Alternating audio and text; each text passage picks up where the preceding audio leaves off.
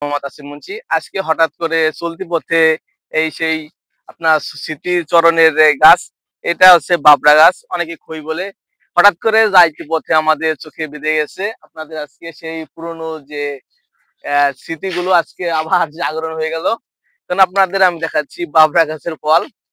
এটা হচ্ছে অনেক এলাকায় বাবরা বলে, খই বলে, এক এক এলাকায় এক এক নামে পরিচিত।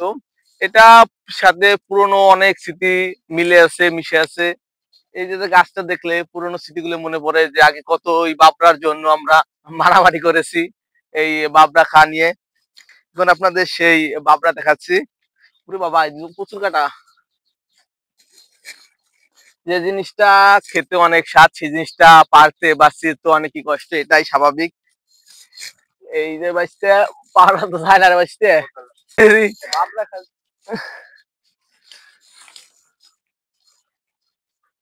বারা ভাড়া যদি মরবা লাগে।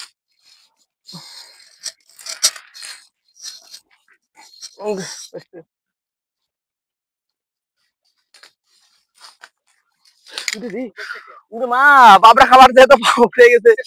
তো অনেক তালা তালা সহ্য করছে, আমি কোনটা দত খেলে আমি তোমার কাছে আছি।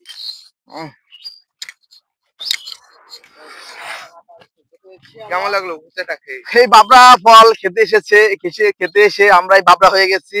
বাবরার যে ফলটা অনেক মিষ্টি, অনেক, এটা বেশি খেলে আবার গলা কেটে যায়।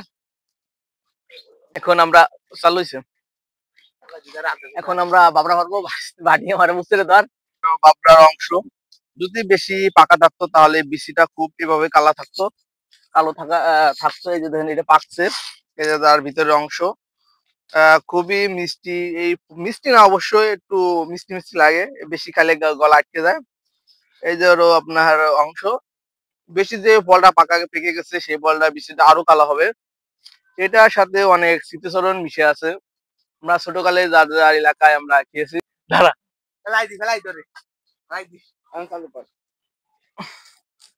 আমাদের নামা নামা বাঁচতে নেওয়া বাড়ি নেওয়া এই বাবরা খাবার আইছে, আমরা সহ্য যাচ্ছি। এই সেই বাবরা, এটা দেখতে পুরো সাদা, এটার ভিতরে একটা কালা বিচি আছে।